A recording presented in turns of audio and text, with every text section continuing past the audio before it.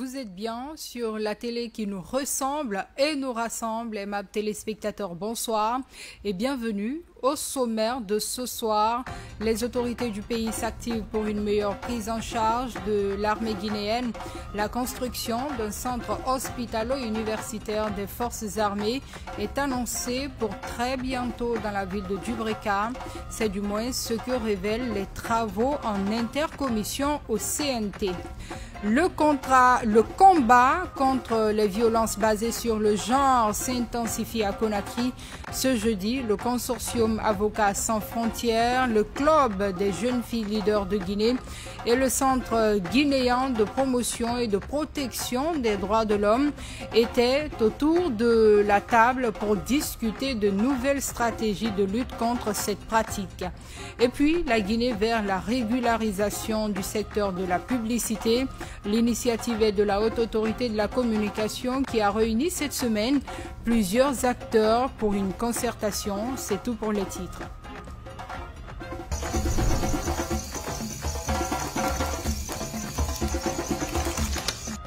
Travaux en intercommission au CNT, bientôt un hôpital d'instruction militaire en Guinée, dans un partenariat avec Global Engineering et Green Technology. Le gouvernement entend construire à Dubreka un centre hospitalo-universitaire des forces armées, un centre d'une capacité de 300 lits et accessoires les plus modernes en vue de réduire drastiquement les évacuations sanitaires. Le projet est estimé à près de 85 millions de dollars américains. Explication Abdallah Bali.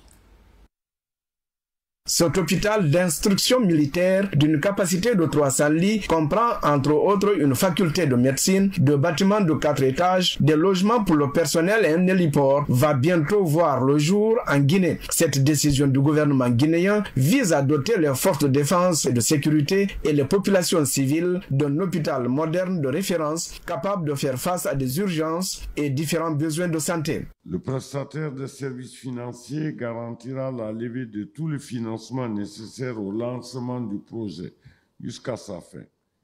Les actions ci-dessous sont réalisées au titre des obligations de chaque composante. Concevoir le projet, équiper l'hôpital, financer tout le programme de mise en œuvre du projet, assurer la formation et le renforcement des capacités du personnel de santé des forces armées guinéennes. En ce qui concerne le coût des évacuations sanitaires, rien que pour le ministère de la Défense nationale, en 2024, ce chiffre à 13 116 406 178 francs guinéens. Visiblement satisfait de cette initiative et des conditions liées à cet accord de prêt, le président de la commission éducation, santé, affaires sociales et culturelles a énuméré les avantages énormes qu'apportera la construction d'un tel établissement hospitalier en Guinée. Nous sommes d'autant heureux que cet hôpital viendra renforcer l'écosystème de la couverture médicale dans notre pays.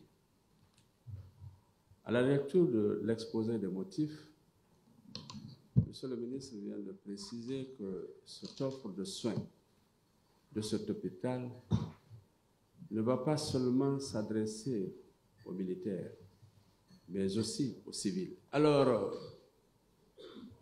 l'avantage de cet hôpital et sa particularité, c'est que ce n'est pas seulement l'offre de soins, mais c'est un CHU, c'est un hôpital universitaire.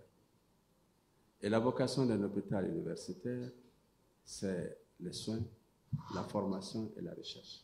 À la lumière des débats, cet accord sera très prochainement programmé en séance plénière pour son autorisation de ratification avant le démarrage des travaux dont la durée d'exécution est de 2 ans. Sa mise en service permettra d'augmenter la capacité du système de santé du pays et réduire drastiquement les évacuations sanitaires.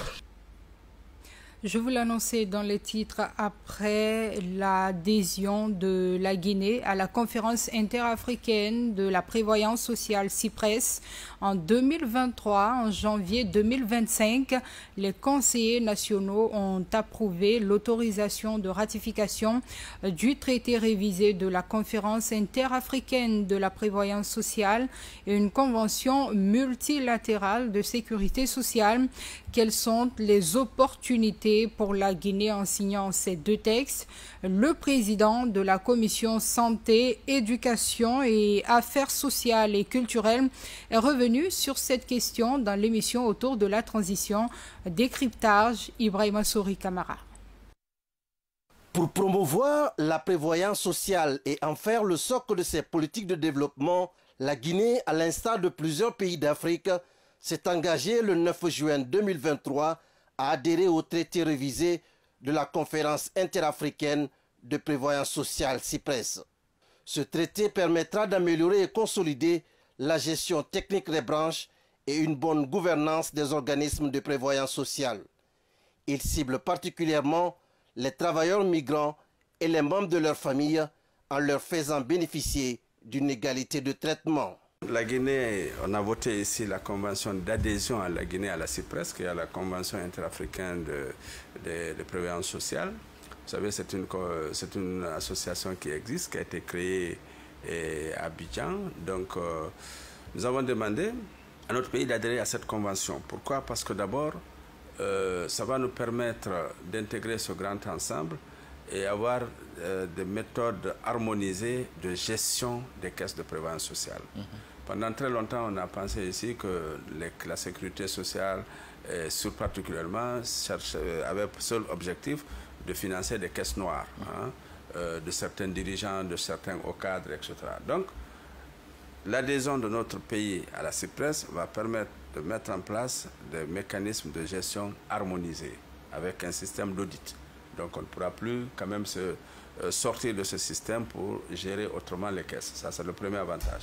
La Guinée, qui compte une importante diaspora dans la sous-région, réaffirme son engagement en faveur de l'état de droit et de la protection sociale des Guinéens où qu'ils se trouvent. Le deuxième avantage, c'est que la couverture sociale au niveau des assurés sociaux va s'étendre sur les migrants. C'est-à-dire qu'aujourd'hui, un Guinéen qui se trouve en Côte d'Ivoire ou à Dakar n'est pas couvert, même si son entreprise paye les cotisations ici. Il faut revenir en Guinée pour aussi bénéficier de ces cotisations. Donc, à travers notre adhésion à la CIPRES, les Guinéens, partout où ils se trouvent, peuvent bénéficier de prestations sociales. Ce repositionnement de la Guinée à l'international contribue à l'harmonisation des législations et des dispositifs réglementaires pour mieux qualifier les prestations délivrées par les organismes de sécurité sociale.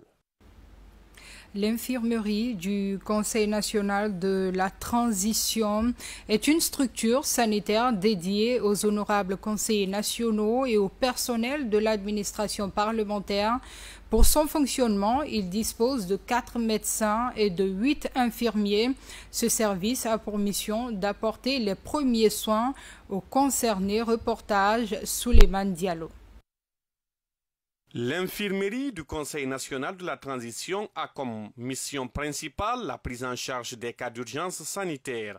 Elle diagnostique des cas de maladies telles que le paludisme, la gastrite, l'hypertension, le diabète et les infections respiratoires. Un service dont la prestation s'est améliorée grâce à l'implication personnelle du président du CNT, Dr Dansa Kourouma. Je le remercie sincèrement pour ça. Maintenant, ce qui a changé à l'infirmerie, bon, peut-être l'organisation a changé et le fonctionnement. Parce que dès que je suis arrivée, par son leadership, grâce à lui, on a eu les médicaments par la PCJ. PCJ est venu nous donner des consommables, des médicaments, et c'est ce qui a aidé à gérer jusqu'aujourd'hui les soins d'urgence.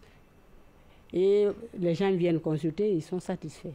Maintenant, là, on peut enregistrer 2 à 3 cas de maladie par jour.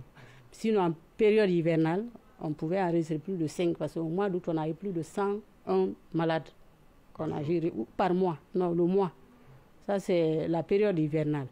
Et maintenant, on a 1, 2, maximum 3 par jour. Sur place, 2 patientes. La première souffre de toux et des maux de tête et la seconde d'hypertension. Ces dames promettent de respecter minutieusement les conseils des infirmiers. Je suis hypertendue, connue depuis longtemps, mais dès que j'ai commencé chez elle, vraiment je vois que ma tension est régulière maintenant. C'est bien maintenant. Elle m'a donné des conseils. Les produits qu'elle m'a donnés, je les prends à l'heure, à temps. Et puis des conseils, les manger. Tout est en ordre maintenant, vraiment. Avant-hier et hier, quand je suis venue, ça n'allait pas du tout, surtout avant-hier. Donc, ils m'ont prescrit des produits. Donc, je suis allée à la pharmacie, j'ai payé ça, ça m'a beaucoup soulagé un peu. Donc, ce matin-là, je suis venue pour me confirmer, comme le président avait passé sur moi, disant que j'ai chômé. Donc, on m'a dit de venir déposer mes bulletins de consultation. J'ai déposé ça hier. En plus de la dotation en médicaments et de la mise à disposition d'équipements par la pharmacie centrale de Guinée, le président du Conseil national de la transition a doté l'infirmerie d'une ambulance opérationnelle pour le transfert des cas de maladies graves. Les responsables de ce service émettent le souhait de voir l'infirmerie érigée en cabinet médical. Violence basée sur le genre, on en parle encore dans ce journal. En Guinée, les acteurs impliqués dans la lutte ne baissent pas les bras. Ce matin à Conakry, un atelier de formation a regroupé ONG nationales et internationales. Pour cette deuxième phase, le consortium Avocats sans frontières, le club des jeunes filles leaders de Guinée et le Centre guinéen de promotion et de protection des droits de l'homme veulent intensifier la lutte pour une prise en compte efficiente des décisions. Le point avec Robert Siditolo. C'est un atelier conjointement organisé par Avocats sans frontières, le club des filles leaders de Guinée et le Centre guinéen de promotion et de protection des droits de l'homme. En cette deuxième phase, la rencontre de Conakry vise la création d'un espace de dialogue et de coordination entre les acteurs dans la collecte des données relatives aux cas de violence basées sur le genre. Il s'agit pour nous d'un cadre de dialogue, d'orientation, de concertation autour de la problématique liée à la question des violences basées sur le genre, sur 3 zones, Conakry ici, Mamou, mais aussi Kankan. Alors, nous voudrons vous dire que l'objectif pour nous, comme nous l'avons rappelé, c'est aller vers la mise en œuvre, la mise en place d'une base de données essentielle afin d'orienter et aider les décideurs politiques à prendre des décisions adéquates, des décisions sensibles pour mieux éradiquer le phénomène que nous vivons ici. Considéré comme un cadre de concertation sur les VBG, cet atelier va aborder plusieurs thématiques allant dans le sens du renforcement de l'égalité du genre en Guinée. Je voudrais exprimer, au nom de Madame la ministre de la promotion féminine, de l'enfance et des personnes vulnérables, la disponibilité de notre département, dont elle est en charge à accompagner une telle initiative. J'adresse toujours à son nom à nos partenaires techniques et financiers, particulièrement au consortium Avocats sans frontières, dont l'appui a permis la tenue de cette rencontre, et à leur exprimer toute notre gratitude. Pour terminer, je voudrais féliciter Madame la vice-présidente du Conseil national de la transition, qui ne ménage aucun effort pour la promotion du genre et la protection des droits des femmes. En donnant le coup d'envoi de cette rencontre, la première vice-présidente du CNT a, au nom du président de l'institution parlementaire, Dr Dansa Kourouma, exhorté les participants à cerner les notions enseignées en vue de contribuer efficacement à la lutte contre ces violences en Guinée. Au Conseil national de la transition, le CNT, vous avez un médecin qui est à la tête de cette institution, Dr Dansa Kourouma, qui a commencé son service dans un centre d'écoute où il recevait au quotidien des femmes et des filles victimes de violences. C'est pour vous dire tout simplement que vous avez au CNT un président sensible au genre, sensible aux violences faites aux femmes. Le CNT aussi est composé de plus de 70% des acteurs de la société civile. Par conséquent, ceux-là qui jouent le rôle, qui jouaient le rôle entre l'État et le rôle d'interface, je veux dire, entre l'État, les décideurs internationaux et les décideurs nationaux. Ça veut dire que ceux-là qui connaissent, qui ont pratiqué, qui savent pourquoi ils sont au sein de cette institution. Et ce n'est pas la moindre des institutions. C'est une institution qui vote les lois, qui contrôle l'action gouvernementale, qui est là pour défendre la cause des populations. Ça veut dire quoi? Ça veut dire que vous avez un dispositif fort au CNT, des personnes sensibles à ces questions et les personnes qui veulent voir les lignes des droits des femmes bouger. Cette série de formations des acteurs impliqués dans la lutte contre les VBG pourrait s'étendre sur une période de 36 mois. Elle est appuyée par l'Union européenne et sa mise en œuvre par le consortium constitué d'Avocats sans frontières France, du Club des filles leaders de Guinée et du Centre guinéen de promotion et de protection des droits de l'homme. L'ONG Catholic Relief Service CRS, accompagnée du Rajgi et des enfants du globe, vient de lancer une série de formations de renforcement des capacités des organisations de la société civile sur la cohésion sociale, formation qui va s'étendre sur 3 ans dans les 8 régions administratives de la Guinée grâce au financement de l'Union européenne Oumar Condé. Cette formation de renforcement de capacité sur la cohésion sociale a réuni 14 organisations de la société civile du pays dans le cadre du projet Société civile dynamique et performante. Elle est initiée et mise en œuvre par Catholic Relief Service en consortium avec le réseau Afrique Jeunesse de Guinée et Enfants du Globe. C'est un projet qui aide, qui vise à soutenir, à renforcer les capacités des organisations de la société civile guinéenne pour qu'elles soient d'abord bien fonctionnelles en tant qu'organisation, mais qu'elles puissent vraiment délivrer leur mandat dans les règles de l'art, avec un accent particulier sur les organisations de la société civile constituées par les femmes, les jeunes et les personnes vivant avec handicap, les personnes vulnérables. Une façon d'amener la société civile à être des vrais acteurs de la cohésion sociale dans notre pays.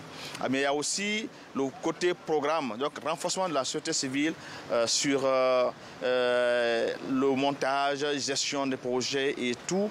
Le renforcement de capacité des acteurs de la société civile guinéenne est utile et indispensable du point de vue du rôle que joue cette entité sociale. D'où la pertinence des différentes thématiques que ces ONG vont aborder. Notre formation porte essentiellement sur notre approche de cohésion sociale que nous appelons l'approche 3B, 4D. C'est la marque de fabrique de CRS qui aide les communautés divisées, les communautés qui ont connu des moments de crise à se reconstruire, à se relever. Nous venons d'ouvrir effectivement cet atelier et qui va contribuer à renforcer les organisations de la société civile qui participent, à avoir des outils nécessaires pour améliorer leur communication au sein des communautés, au sein de la population, sur le vivre ensemble, sur la cohésion sociale. Je crois que c'est une très bonne chose pour nos organisations de la société civile qui sont organisées entre elles pour permettre vraiment d'amorcer la cohésion sociale et la paix dans notre pays. Le projet SOCIDIP compte former 100 OSC dans les 8 régions administratives du pays avec le soutien financier de l'Union européenne.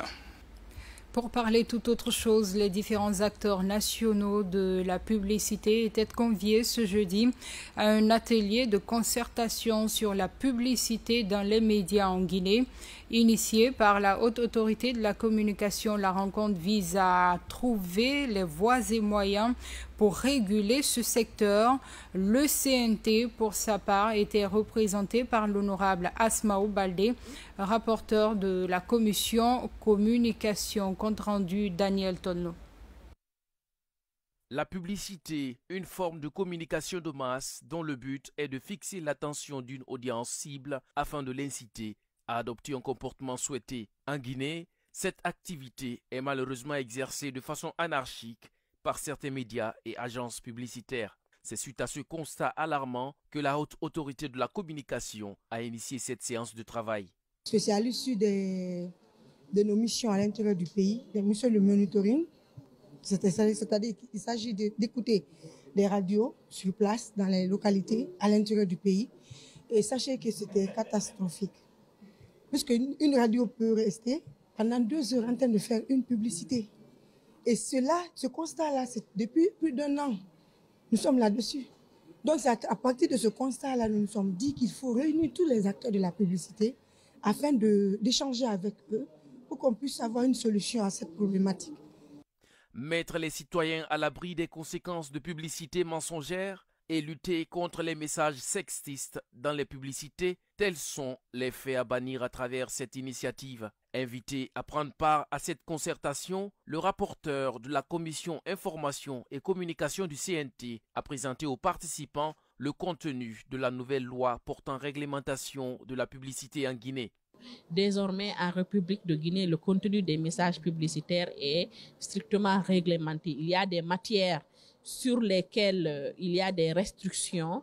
Nous avons pris l'exemple sur la publicité sur les boissons alcoolisées, par exemple, qui est interdite dans les médias, donc radio, télé, site internet, ou alors des dispositions qui protègent l'image de la femme dans les publicités, parce que vous n'êtes pas sans savoir que dans la plupart des publicités, très souvent, selon les sujets qu'on aborde, c'est la femme qu'on met en avant dans les publicités.